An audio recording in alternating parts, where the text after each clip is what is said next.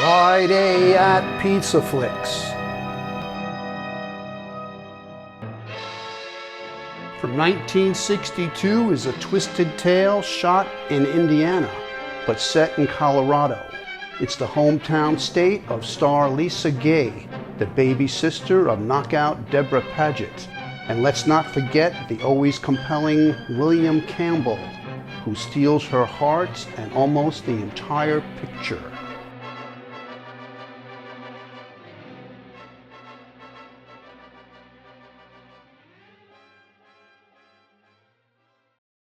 I'm Earl Wilson. The picture you are about to witness is based on newspaper and court records. It is a true story. To protect the innocent, some of the names, places, and incidents have been changed. It all began in the fall of 1957.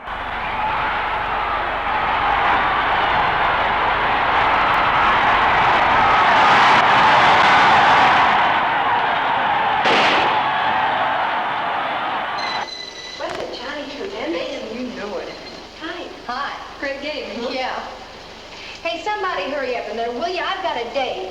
Oh, big deal.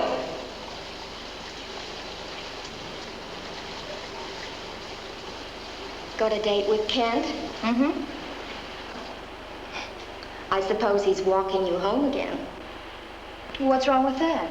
Nothing, I guess. Where are you going? I'm meeting Tony at the juke spot on 2nd Street. The whole gang's gonna be there. Big victory bash, you know. Hey, listen, why don't you give Kent some excuse about having to get in early and come with us? No, thanks. Well, why not? Well, you know very well why not. In the first place, the Watkins expect me to come straight home. Oh, that. What are you, anyway, their prisoner? I'm a guest in their home. Well, I guess I'm not even that. Oh, well, you know the situation. Well, sure, but does that give them the right to keep you from having a little fun once in a while? Well, yes, I think it does.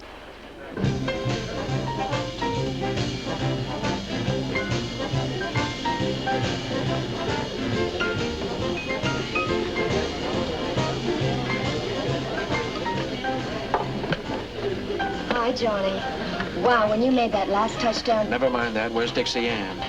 Oh, Dixie Ann. Well, she had to stay home. Those foster parents of hers are a couple of cubes, and well, they have kittens if she stays out late. You know how it is. She said she was very sorry. Maybe some other time. You're lying. Miss Holier then now put me in the deep freeze again, didn't she?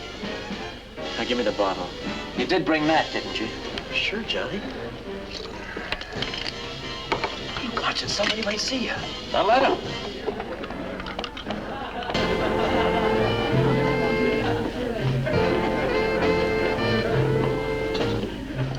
Come on, Tony, don't drink any more.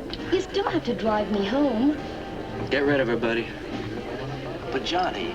I said get rid of her. I got plans for us tonight, and she's not included. You know how it is. Here are the keys. I'll pick up the car tomorrow. I don't want to go home now. Get lost, baby. Are you going to let him talk to me like that?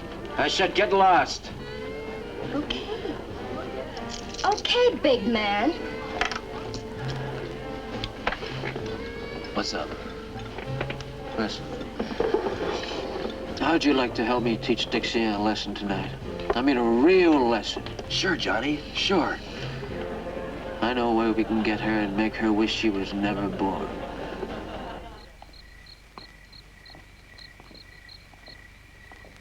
Well, here we are. Thanks for the soda, Kent. Thank you. Say, how about the movie Saturday night? Oh, I'll let you know tomorrow in school. Foster parents again? Mm-hmm. They think I'm too young to be dating. Well, what do they expect? You're almost 17. Oh, they mean well. They just think they're protecting me.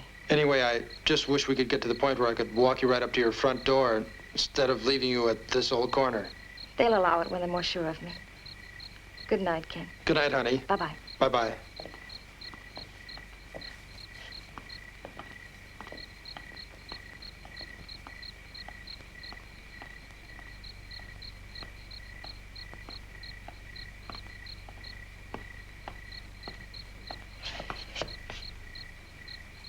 Oh, it's you. Well, what do you want?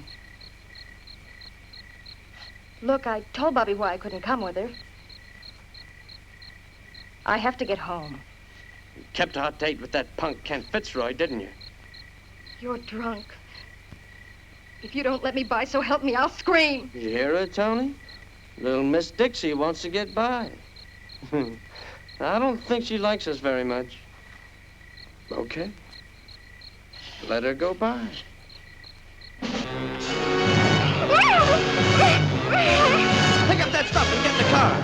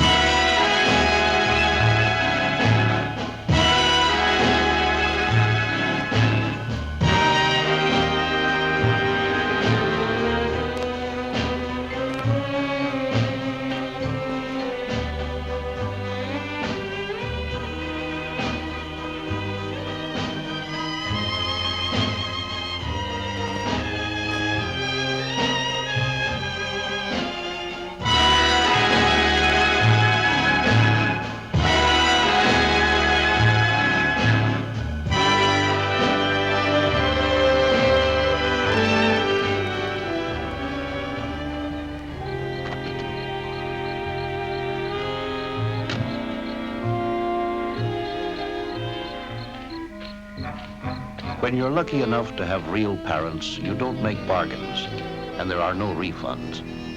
You take it for granted that they'll open their door to your troubles with love and understanding. But with foster parents, it can be a different story. In Dixie Ann's case, they didn't bargain for trouble, and they didn't bargain for love and understanding, and they didn't open their door very wide. They just wanted a quick refund. But, Cora, we have to go to the hospital. No, I don't want to have anything more to do with her. The first thing in the morning, I'm calling the supervisor, and they can just put her in somebody else's home. Let them take the responsibility. The money they give us only half takes care of her anyhow. Close the door, Edgar. Close the door. I never want to see or hear about that creature again. Sorry, officer, but you see how it is. Yeah, I sure do, mister. I sure do.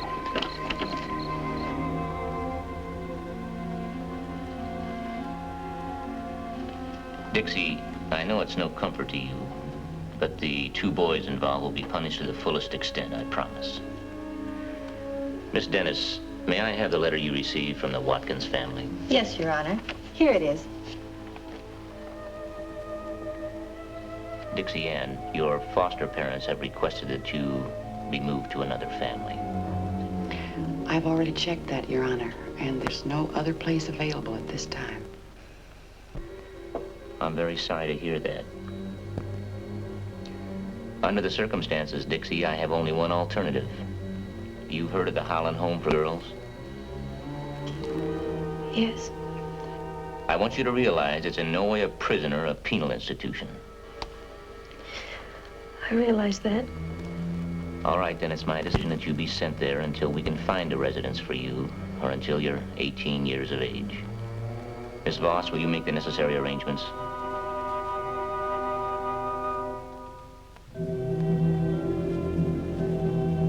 The Holland Home for Girls wasn't really a bad place to stay for 2 years. As far as those places go, it had nice grounds, good food, and modern facilities. In fact, it had everything but the one thing that could keep you from crying in your pillow every night, an understanding heart. The nearest thing to it were the alumni who'd been through the same mill themselves.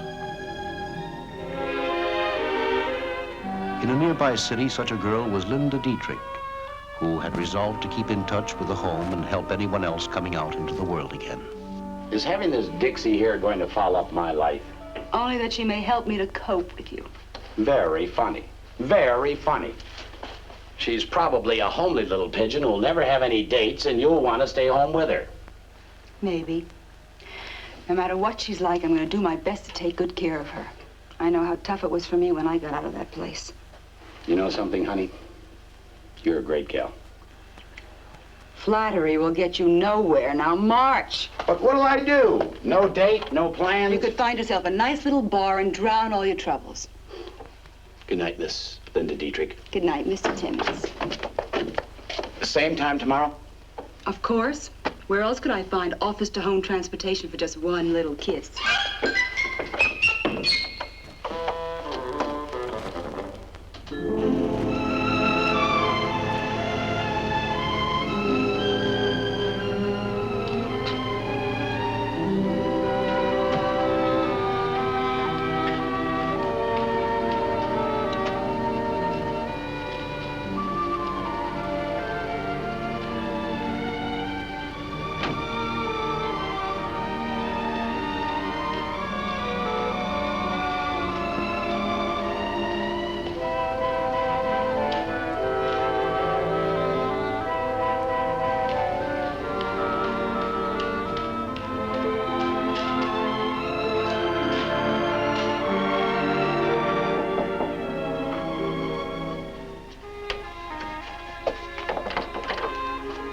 Are you Linda Dietrich? That's me. I'm Dixie Ann. Hi. Hi. Oh, well, come on in.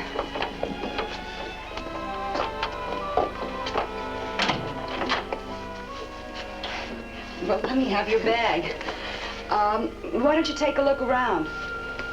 It's not very big, but that just leaves us a little less to keep clean.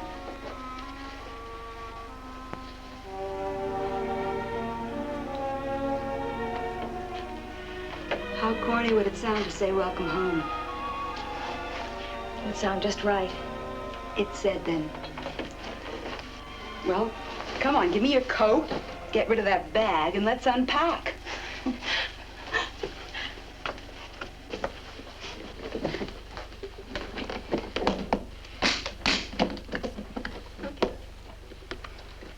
Now, why don't you just sit down and relax? I'll yak on about myself. It's my favorite topic. Oh, that's kind of cute. First of all, every time I get mad, I wash out every pair of nylons I've got. So when the place is just dripping with nylon moss, don't think your roommate has gone flip. How often do you get upset? Every time I have a battle with a certain big lug of a guy who thinks marriage is a dirty word. Is he trouble? No, that's why I get upset. He's never made a pass I can resent. Discouraging, isn't it? He sounds nice. Oh, he is. His name is Scott Timmons. We both work over at the same office, the Hildebrand Advertising Agency. I'm Mr. Hildebrand's girl Friday, and he's, well, #1 agent in the office. I guess that's all about myself. What about you? You got a guy in your life? Uh-huh. Kent Fitzroy, he's a law student. Uh-huh. He's real nice. I've known him since grade school. Listen, I guess I better get it said so you'll know that I know. How did Kent take it? What happened? He was the only one who believed me. Even my foster parents thought I was partially to blame. They could have taken me back and kept me out of the Holland home, but... Say no more. I get the picture. Small people in a small town with big mouths. Well, you just forget all about that now. From now on, nothing but good things for you. Here, you can hang these up.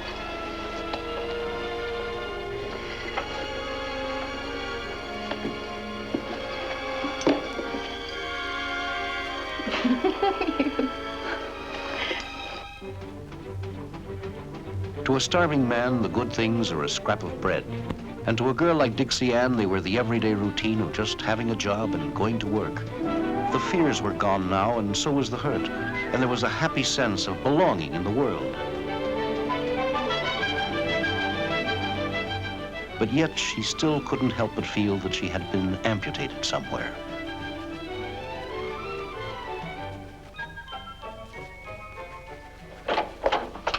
Hi, honey. Hey!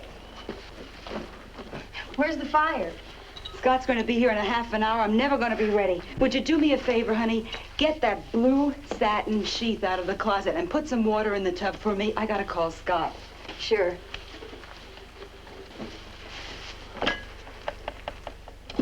You been writing Kent again? Uh-huh. I don't know how you do it.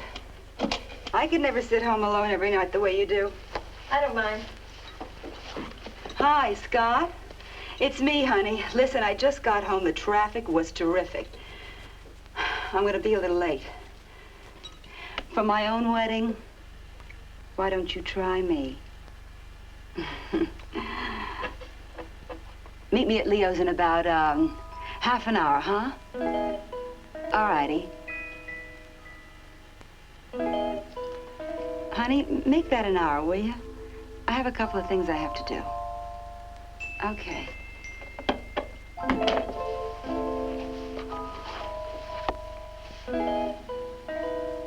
Like it? It's gorgeous. I never had a party dress like this. Well, you've got one now. And a party to wear it to. Come on, Cinderella.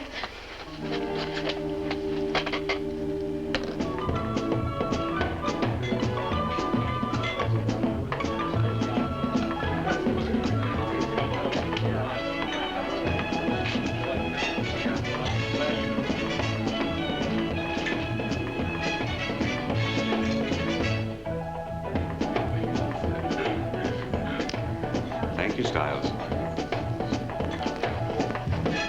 Yes, you look stunning. Now that's what I call the package goods. Linda? No, you idiot. The other one. Dixie and Dykes, this is Drake Porterfield. He's a mad photographer. Go on and dance with him, honey. It's harmless. Hi.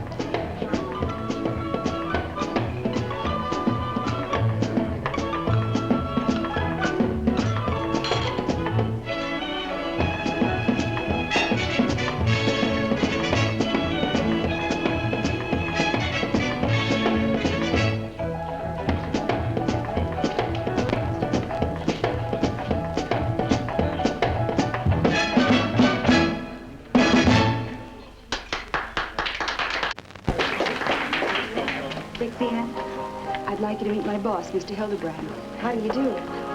I hope you don't mind Linda bringing me to your party. Oh, nonsense, my child. You're most welcome. Most welcome. As a matter of fact, you've made my evening complete. Now that sounds more like sign on the dotted line charm than it does social grace. Secrets and secretaries. Well, now, that's exactly what it is, Linda. Shall we go to my office?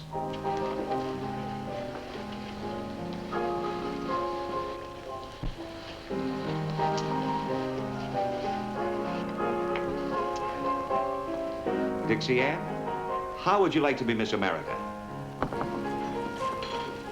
Or at least make a try for it. Look, I can lay odds, Dixie, that I can guarantee you at least the title of Miss Colorado. I don't understand.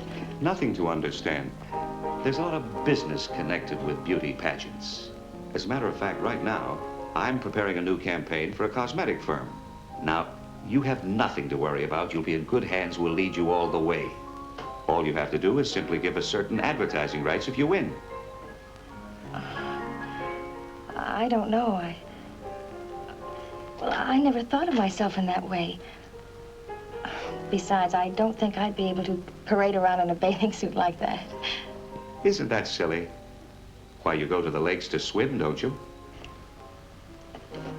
How can you be sure I'd be good? Well, it could be just an embarrassing waste of time. Dixie, he knows all about advertising. It's a legitimate offer. And if Leo can guarantee winning the finals, It's worth betting your $2 job. Do you think I should do it? Honey, if I looked like you, I'd be home basting a bikini right now. Well, Dixie, is it a deal? Okay.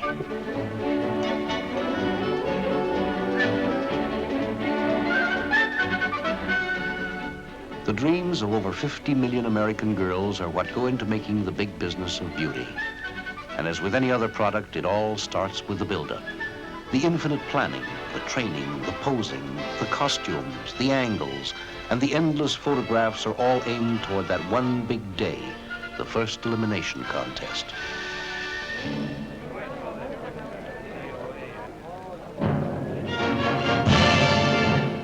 Ladies and gentlemen, we are now about to approach the climax of this wonderful evening. The girls are now prepared to show themselves to the judges in bathing suits so they can be graded on their physical beauty and appearance. So now, ladies and gentlemen, here they are.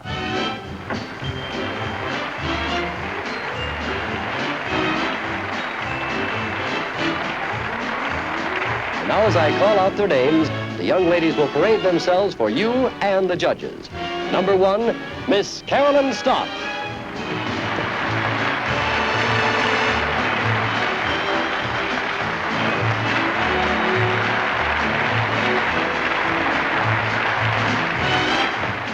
Number 2, Miss Debbie Webster.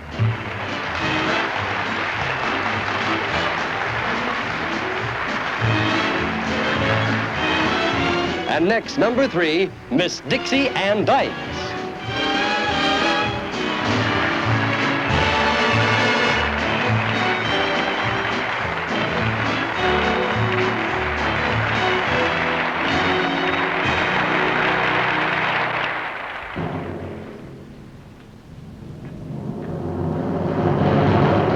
This is it. This is the big moment. Ladies and gentlemen, the winner is number 3, Miss Dixie Ann Dykes.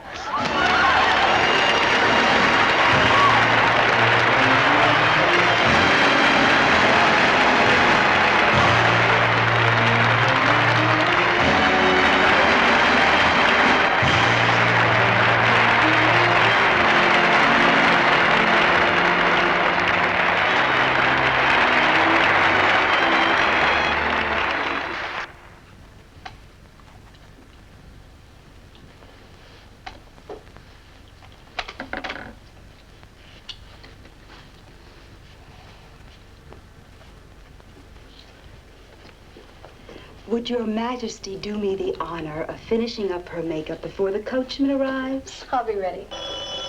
I'll get it, honey. Would it be funny if it was Scott and he was going to tell us it was late? Hello? Yes, just a minute, please. It's for you, honey, long distance. It's Kent. Thanks. Hi, Kent? Oh, isn't it wonderful? I never dreamed that I... Well, there's nothing wrong with it. Well, thousands of girls want to be Miss America.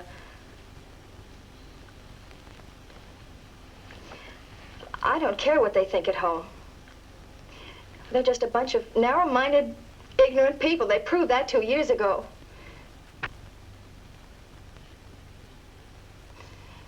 Well, I'm sorry you feel that way, Kent. I'd expect a different attitude from you, a little understanding. Just because I won a beauty contest is no reason for anybody to think that it gives me an appearance of evil. No, I won't quit. I won't quit the contest, not for you or any of those evil-minded prudes.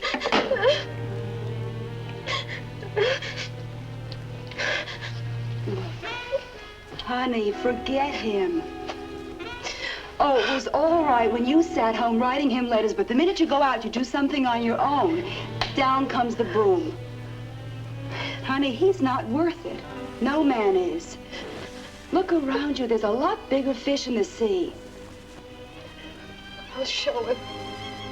I'll show everybody in that rotten town. Atta girl, honey. Look at me. Now, stop that crying before that mascara gets all over your face.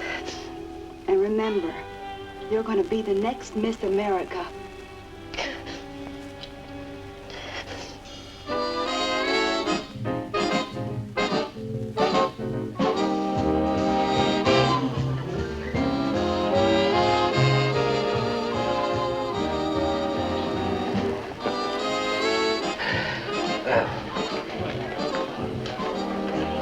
Do you know everybody in this town, Leo? I know hardly anyone. Everyone knows me.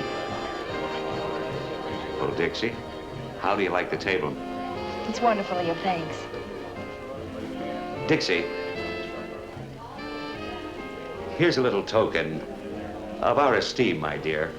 It's just a little gift to help you remember the occasion. Leo, you shouldn't do things like that. Oh, nonsense. Of course I should. Now go on. Open it. All right.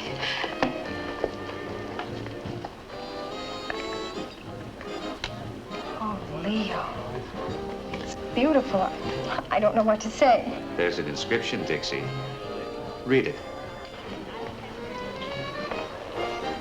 To Dixie Ann Dykes, the future Miss America, who will always be Miss Wonderful. Uh-oh, I knew it. One picture, Miss Dykes. Of course.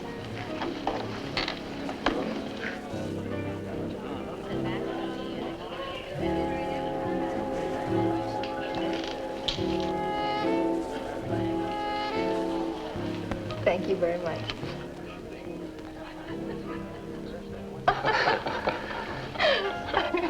Oh, will you excuse me, my dear? I see a rather repulsive friend of mine I simply must insult. I'll be back in a moment. All right. That's the last we'll see of him, honey. It's table hopping time.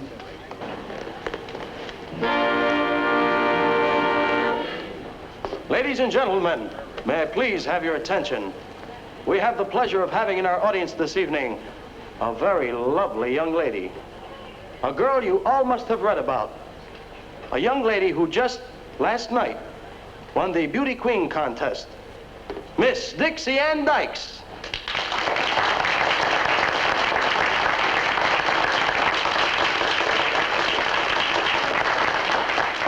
Dixie Ann, won't you please come up so the folks can see you better? Come on.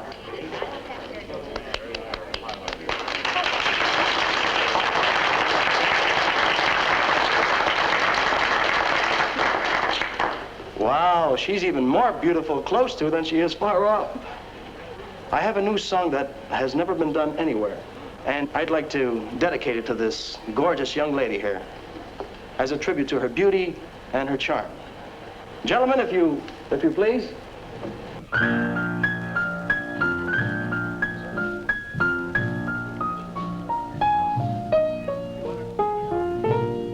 Don't ever change. I love you as you are. Don't ever change. I'll take you as you are. Lovely as always. More than I deserve. Precious and so warm to me. That's what you are.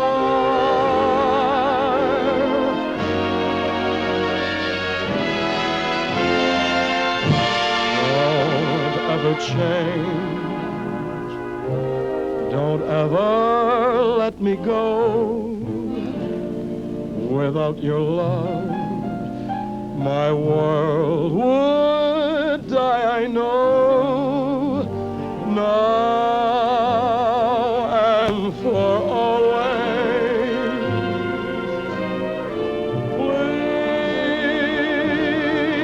Please hear my plea. I love you so, my love. Don't let me go.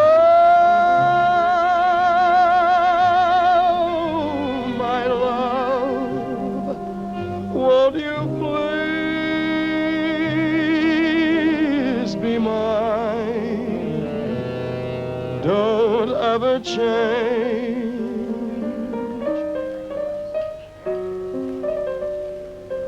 Now and for always.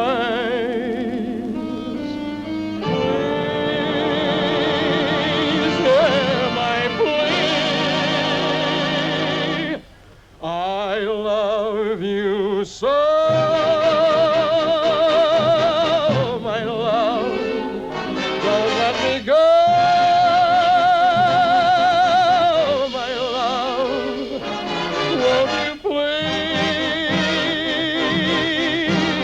Mine. Don't ever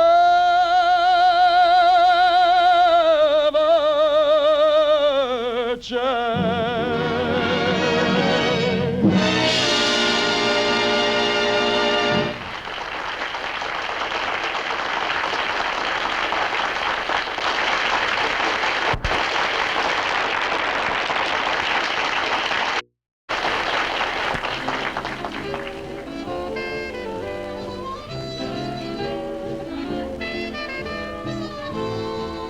I don't think we should leave her sitting alone like that. She's all right. This will give her a chance to catch her breath after that celebrity bit.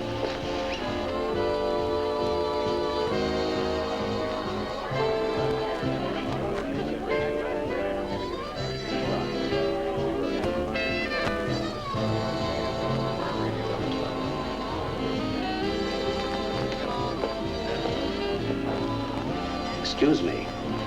I hope you won't think I'm too bold, but I spent the last few minutes trying to figure out several clever ways to meet you. This seems most direct and honorable. My name's Chuck Logan. What's yours?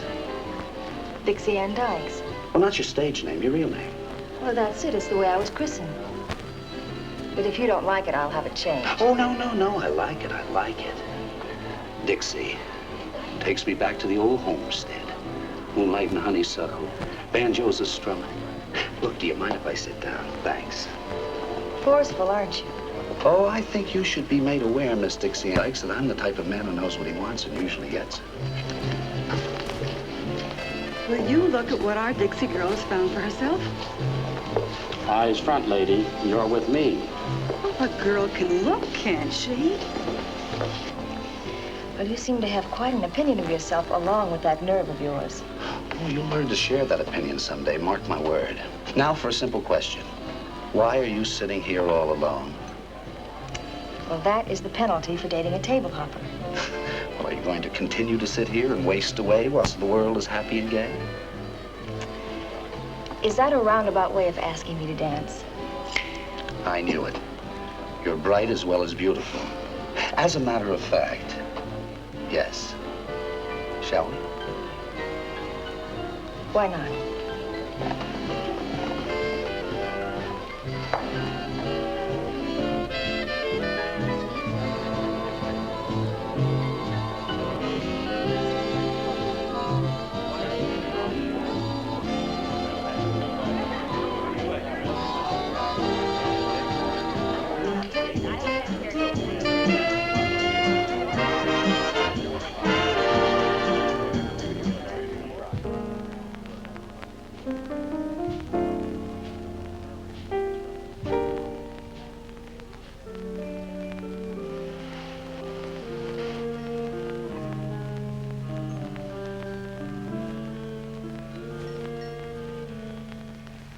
Linda?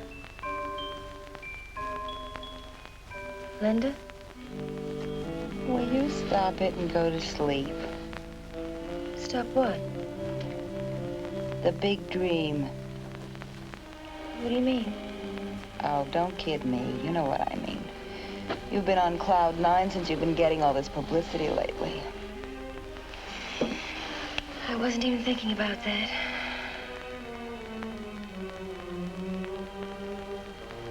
Linda? I just wanted to tell you you were right. Right about what? About Kent. There are lots bigger fish in the sea. Oh, you mean Chuck? Mm-hmm. He must have a wonderful job. He sure must. He certainly knows how to spend money. He certainly knows how to dance. Did you see how he held my chair for me? He has terrific manners. Guess what? I've got a date with him for tomorrow night. What do you think I ought to wear? Linda?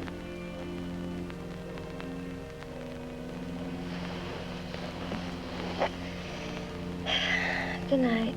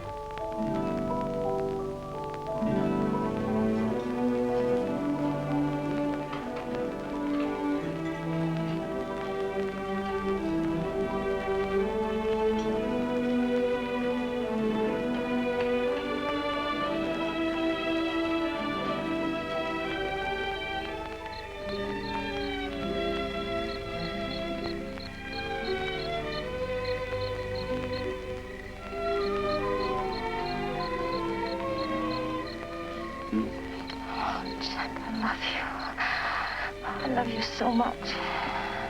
Honey, this is the greatest thing that ever happened to me. This is the most wonderful week of my life. I wish it would never end. It doesn't have to. Look, honey. I know this is fast, but why don't we get married right now tonight? Tonight? We can't do that. Oh, I know. We'll have to forget the wedding veil and all those things, but we'll find a justice of the peace. Unless she was a license, we'll be married like that. It's too wild. Why is it? We haven't any family to worry about. We make our own decisions. Just too many problems. What kind of problems? Well, for one, the contest. Only single girls are eligible, and it wouldn't be fair to let down all those people who've helped me. How would anybody know? We get married tonight, we stay at my place. Tomorrow you go back to Linda's and we date every night like we've been doing until the contest's over. Please. Oh, Chuck, that would be wonderful, but we'd be lying. We don't have to tell anybody, do we? Honey, this is the answer. I get you, you get me. Nobody gets hurt. What do you say?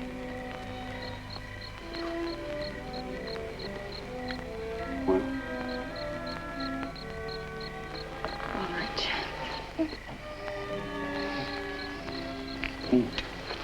Now, look, let that hold you till we get home. First, I got to stop at a liquor store. What for? Champagne, honey. Wedding champagne. Anyway, I've got to cash a check. Well, I have some money. No, sir. In this family, I furnish the money.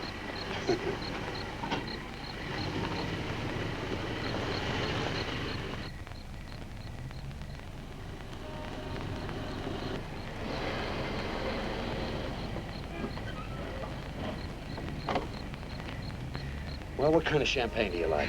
I wouldn't know one kind from another.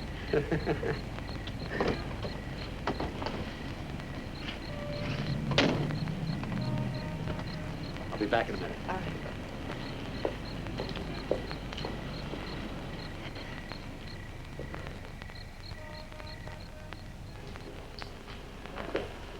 Yes, sir. What can I do for you? You know what this is? Yes, sir. Now, look, don't try to be a hero. No quick moves. Just do what you're told and you won't get hurt. Yes, sir. Get a bag. Put the bills from the register in it.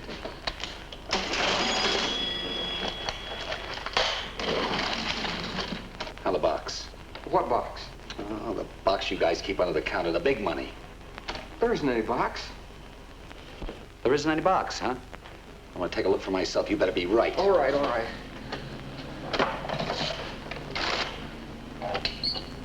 All right, now go get me a bottle of champagne. None of that domestic stuff, the best. Champagne? You heard me, now move.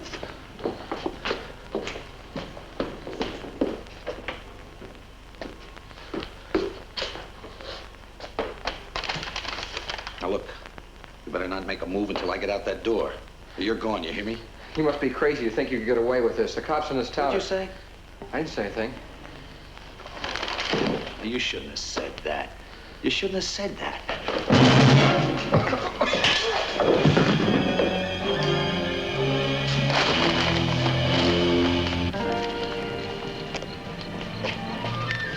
Honey, for you, nothing but the best.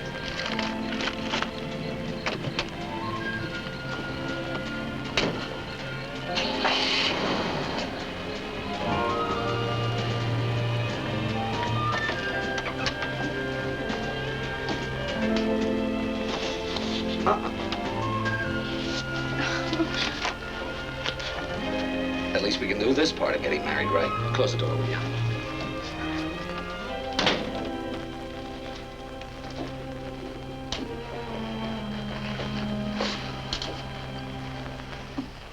Well, how do you like it? Oh, Chuck, it's beautiful. Well, it's all yours. You look around. I'll get the glasses for the champagne. All right.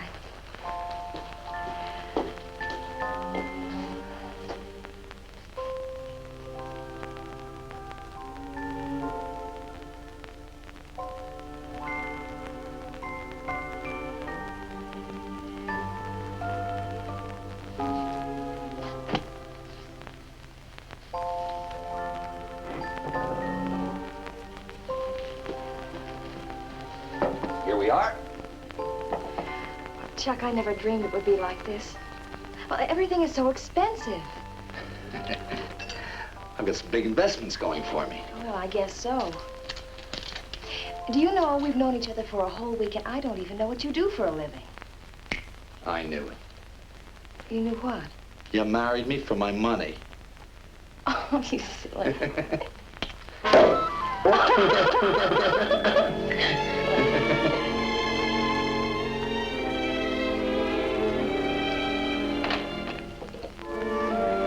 Mrs. Logan? Mr.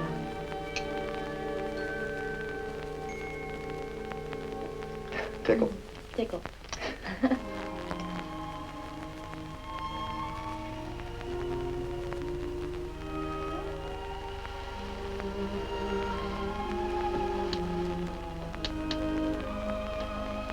Chuck?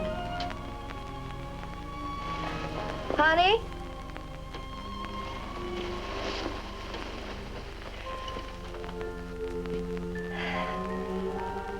Chuck?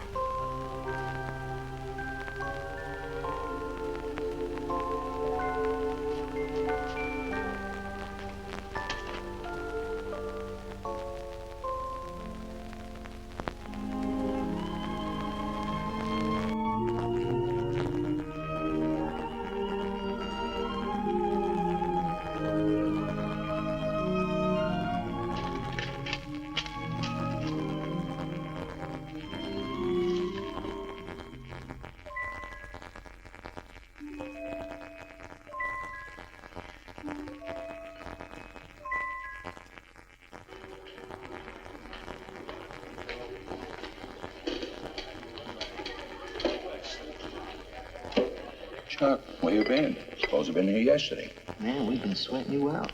Had more important business. Oh, yeah? What could be more important than this job? Never mind. How's it look? Good. I cased the whole layout. This copper, this Westerner guy, real pickup grab. Follows the same routine every day. I put the hand on him. We park this car in the driveway. 5:45 every night. On the nose. How about the cabin? All set. Fishing shack's way out, about 12 miles. Not too far, not too close. Good. How about wheels? Got it. Real beat up heap. Not much to look at, but it'll run. Okay. Pick me up in front of my house tonight. What time? Takes about half hour to get to the cops' place. Okay. Make it 5. Then we go like we set it up. We take him tonight. That's right. We take him tonight. I don't want any mistakes. Don't worry, Chuck. No mistakes. Okay. I'll see you. Hey, this guy's flipped. Yeah. Who else would think of snatching a cop with a rich wife? Music for Saturday morning continues. Next, Andre Girard and the orchestra play Blue Strings. Well, hello. I seem to remember the face. Hi. Aren't you the girl that used to spend the night here? This is the most beautiful Saturday morning I've ever seen. It's a fine 11 o'clock this beautiful Saturday morning, if that's what you mean. Is it that late? It is. And may I say, I didn't get much sleep last night either. I'm sorry, Linda. I didn't mean to worry you like that. Oh, well. You want some coffee? Mm-hmm.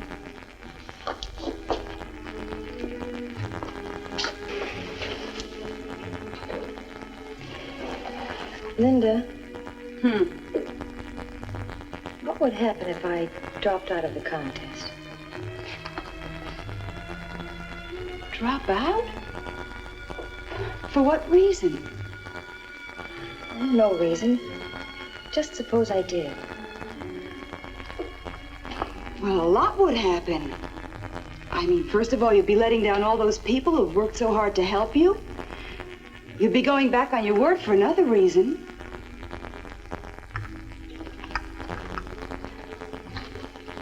It would be disastrous all the way around, that's all. That's what I was afraid of. Look, honey, I know it's none of my business. You're a big girl, you've got a life of your own to lead.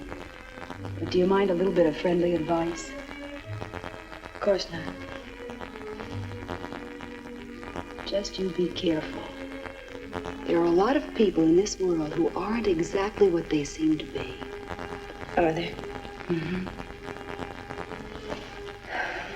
I don't know any.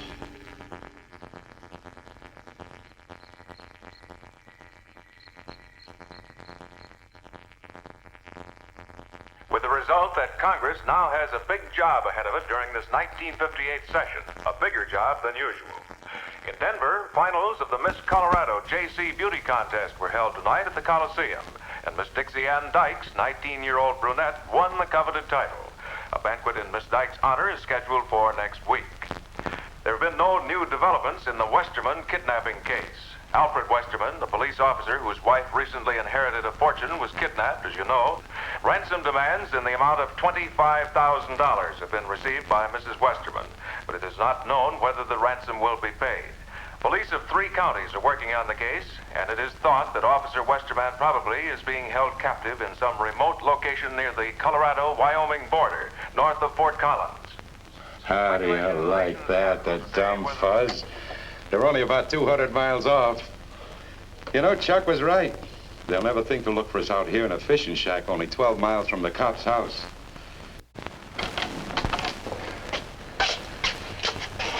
Well, that ought to keep him quiet for a while. Hey, where's beating him up gonna get us? He should be thinking about the money. If there's gonna be a pickup. There is gonna be a pickup. The wife's leaving the money in small bills under a platform in the park outside of town. 9 o'clock's the deadline. We're not gonna pick the money up until 4 in the morning just to make sure nobody's hanging around. No fuzz staked out. And we're gonna get it and blow fast. 25 big ones. 25,000. Boy, I can't wait. I'll take it easy. We got nothing but time. I'm in no hurry. Anyway, I'm gonna give him a treatment before I go. Hey, one more treatment and he's had it. Now, shut up. It's the last time I ever get tied up in a nut. What did you say? You shouldn't talk like that, pal. You shouldn't say things like that to me. I didn't mean anything, Chuck. Honest. Chuck, don't do it. Chuck, you'll louse up the whole caper. We need him, Chuck. That's right. I don't want to foul up the deal. Anyway, I got a little wife to worry about now.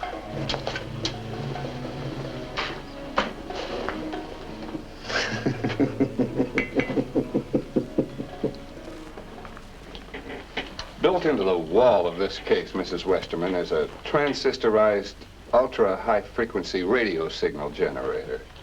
This way we can triangulate a position to lead us to your husband. But the use of this is entirely up to you. I don't know what to do. Is it dangerous? Is it possible they could detect it? Oh, it's extremely unlikely. They would have to have equipment that isn't available to the average person. Mrs. Westerman, when they get the money, your husband's chances are pretty slim. We must have a way to follow without detection. All right. We'll put the money in that case. I think you made a very wise decision, Mrs. Westerman. Now, remember, you have nothing to do but leave that case under the platform according to the instructions you got in the note. Now, when you've done that, get back in your car and leave immediately. We'll take over from there. And don't worry, everything's going to be all right.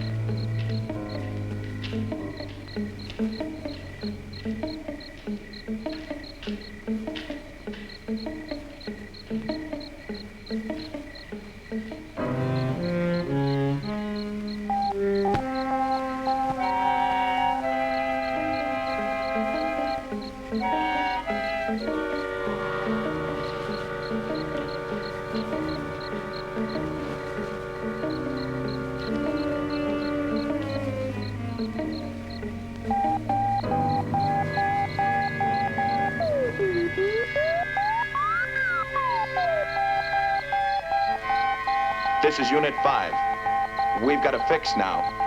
Signal loud and clear, over. This is Unit 7-8. Fix is okay, over. This is Unit 19. Fix okay, over. Well, all we gotta do is wait now.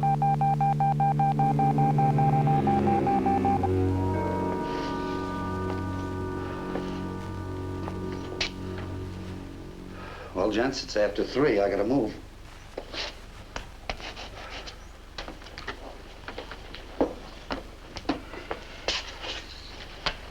We don't? Yeah. We're not back in an hour. Get rid of that cop. Get out of here. Yeah, Chuck. Anything you say. Let's go. Oh, Bernay. You keep your mouth shut and do what you're told or I'll cut your liver out. Okay, Chuck.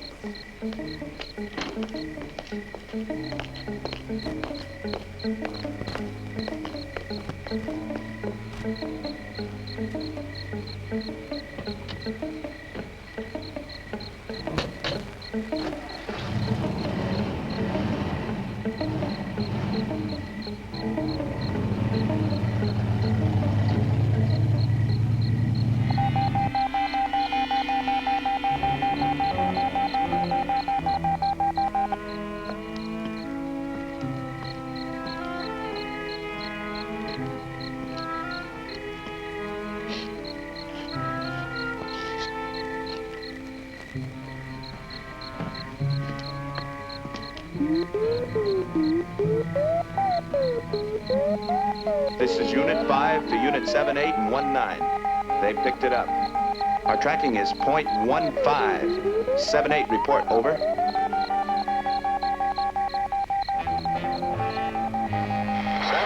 to Unit 5.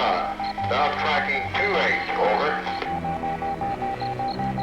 Unit 19 to Unit 5. Tracking 2-1 here, over.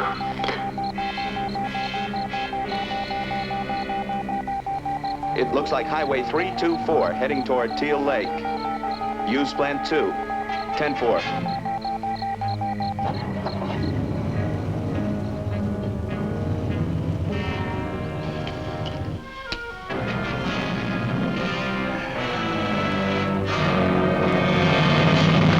It's in there? Did I get it? Boy, look at Hey, look at that dough. Get the bag, start the car. We gotta get out of here. I'll take care of that cop. What do you mean you'll take care of him? We're gonna leave him here, ain't we? Somebody'll find him. Are you kidding? Hey, look, that wasn't the deal. We don't meet and figure anything like that. Look, you let me do the figuring, Bernay boy. No cop's gonna finger us. Tell you what we'll do, Chuck. Let's take him along for insurance. We may run into trouble on the road. We can dump him later. Yeah. You mean like a hostage? A what? You know, Guido, you may be right. Yeah, let's go. It must be this cabin. You take the light on around there. We'll signal your window to turn it on. Why don't you go cover him? And you, get behind number 5.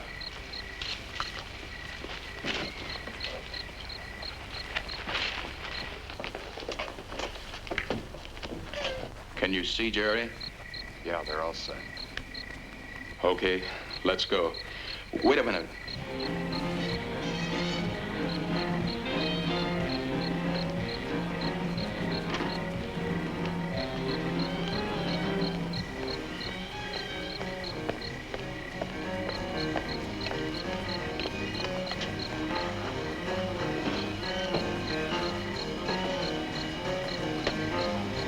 Lights! Hold it, man. This is the police. Put your hands over your heads and breathe.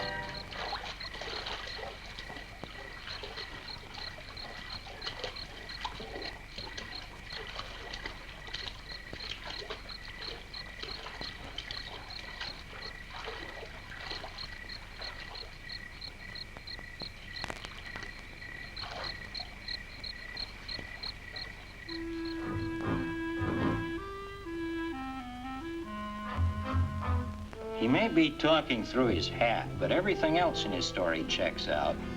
The clerk at the liquor store identifies his picture as the man who held him up that night. What if the rest of his story's true? Suppose she really is married to him. Oh, Mr. Parker, you must be mistaken. Dixie? Dixie, would you please come here a moment? All right, Leo. Excuse me, Drake. Dixie, this is Mr. Parker of the Associated Press. Hello. He has a few questions he'd like to ask you. I'd be delighted. Sit down, my dear. Thank you.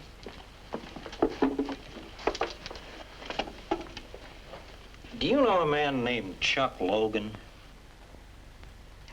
Well, yes. Do you know anything about him? About where he comes from? Very little. I only met him a couple of weeks ago. Well, Miss Dykes, Mr. Logan is an escaped convict. He's just been recaptured. Oh. It couldn't be. And he also says that you and he are married.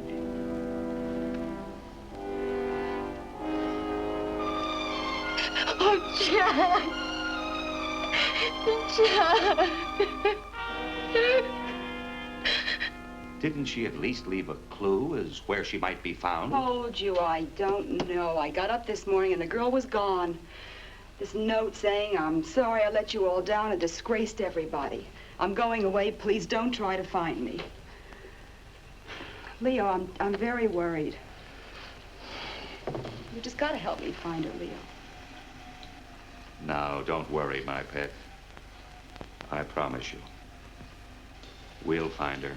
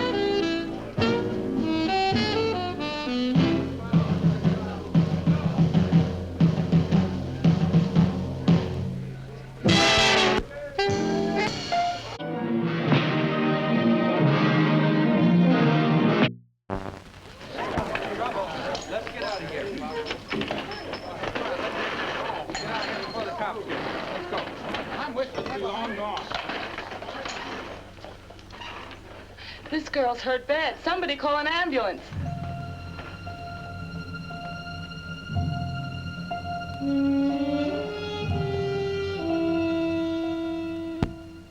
Okay. Let her go by.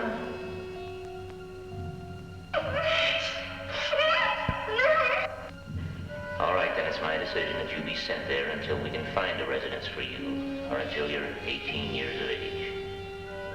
And he also says that you and he are married.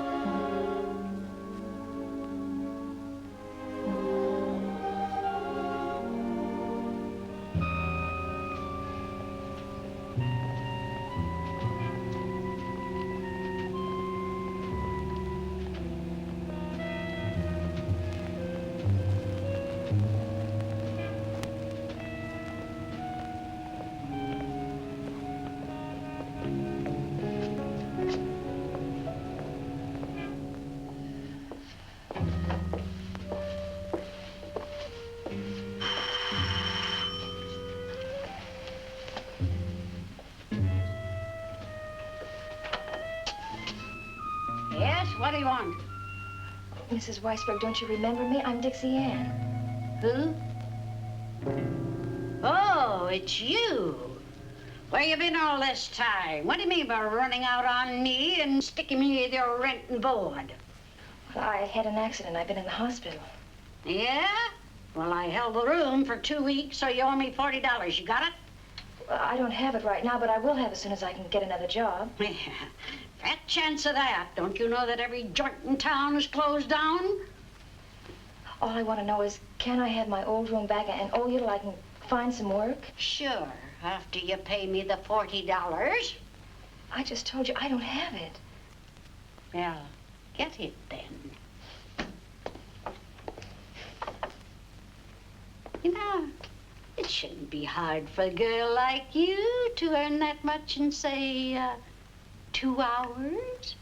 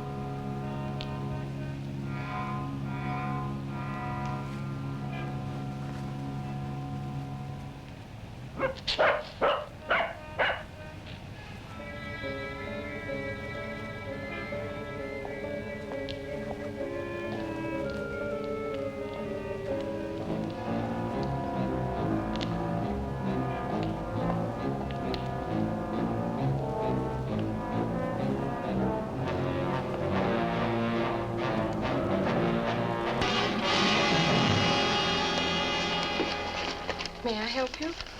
No, I wanted to talk to him. Mr. Field? Yes? Give me the money. Now, don't scream. Please don't scream. I don't want to hurt either of you. What is this? Just give it to me, please. All right, but be careful with that thing. All right, you. Put those things back in my purse. Hurry!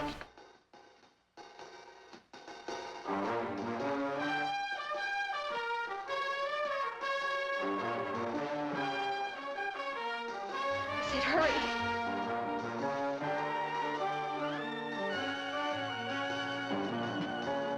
It's back there. That's a storeroom. We store stuff there. All right, both of you move. I said move!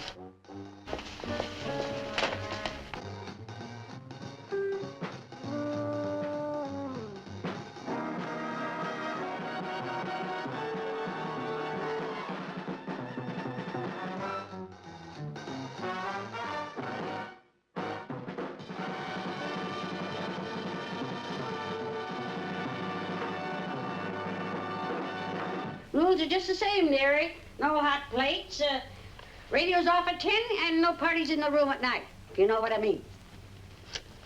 I know what you mean. May I have my key now, please? Night, night, dearie.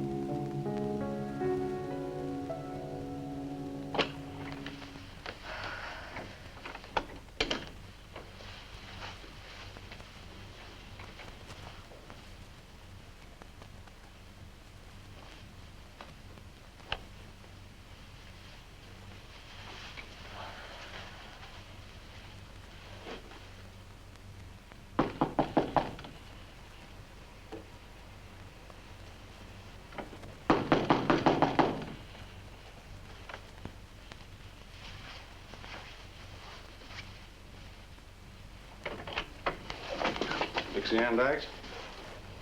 Yes. Police. You better come with us.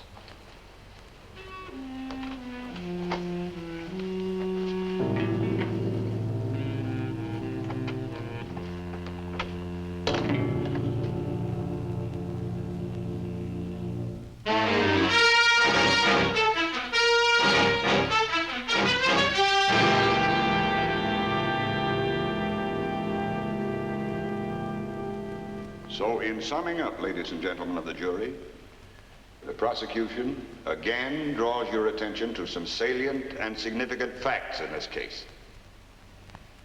First, I remind you that the defendant, Dixie Ann Dykes, by her own admission and the corroborating evidence of witnesses, did deliberately premeditate and execute a crime against this state, an act of grand larceny, to wit, armed robbery with a deadly weapon.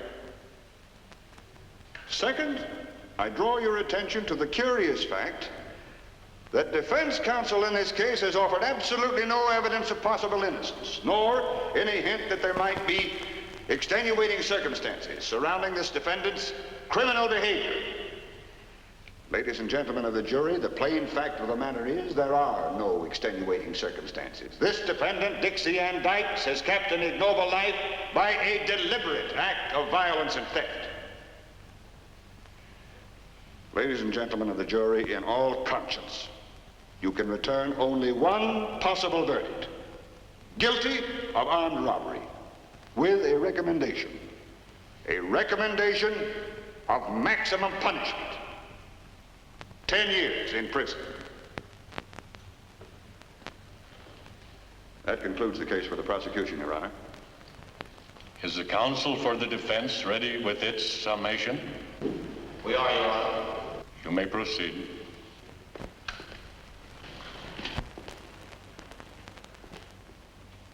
Ladies and gentlemen of the jury, I strongly suspect that, as of this moment, all of you are deeply impressed with the evidence presented by the prosecution.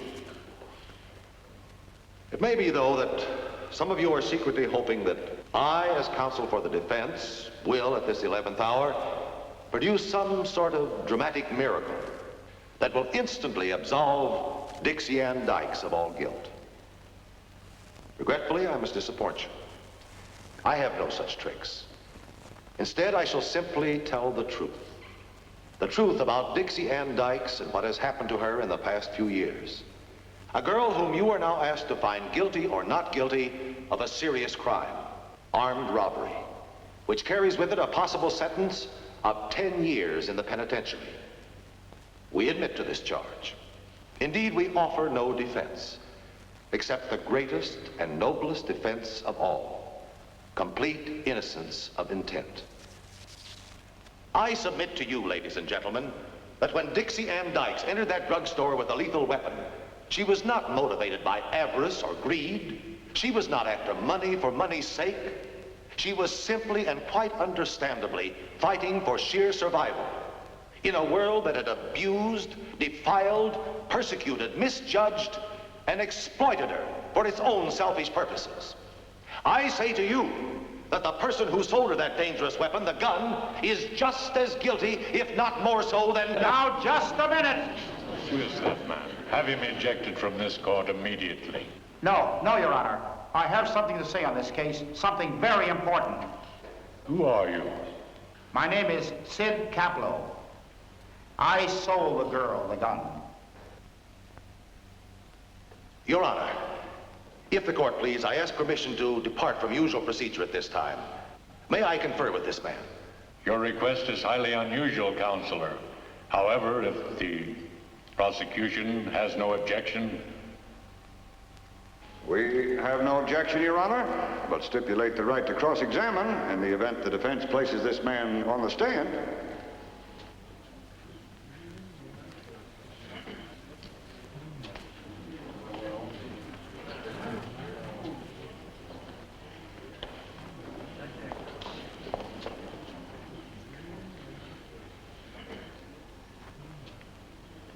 Your Honor, I would like to examine this man. Call Mr. Caplow to the stand. Mr. Sid Caplow to the stand. All right, Mr. Caplow. You've established that you traded this gun to Miss Dykes, the defendant, for a compact. That's right. Would you explain the significance of this transaction to the court? May I see the gun? Oh, yes, of course. Now let me show you something. I'm going to put a live bullet in the clip.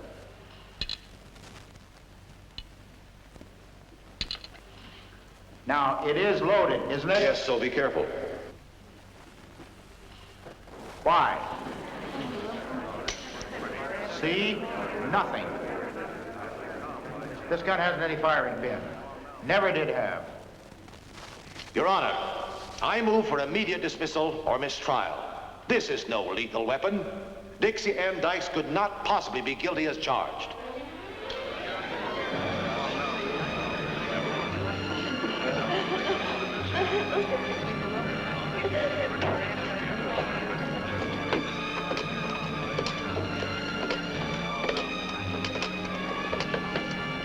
Hi, Charlie. Hang on to your hat. A bombshell just hit the Dykes case. The holdup gun didn't have a firing pin. Well, sure I'm sure. Now take this down. The pawnbroker who sold Dixie Ann Dykes the gun stood up and wearing a plain blue print explained dress, to her the situation. black high-heeled shoes. That's right. Yeah. Her hair was combed down and fell loosely to her shoulders. The juror just said there on her hand. Now play up the hearts and flowers Greatest thing I ever witnessed in a courtroom. You realize what this means? Why, she was facing a mandatory 10-year sentence, and now the worst she can get is only 10 months. Yeah, I'll play up the beauty. Somebody up there must like her. Dixie, I was asked to give this to you.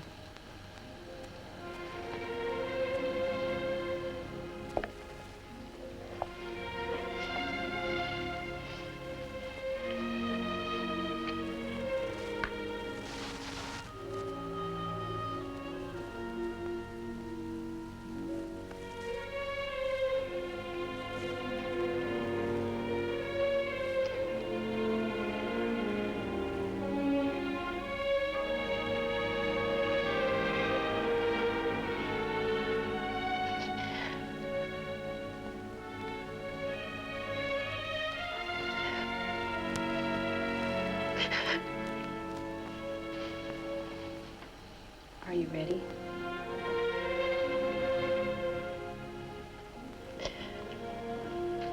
I'm ready.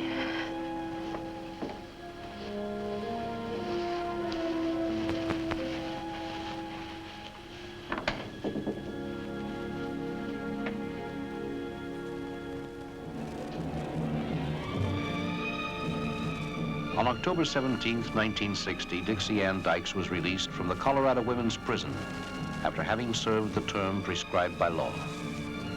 Today, and still not quite 21 years old, she is once more starting life anew.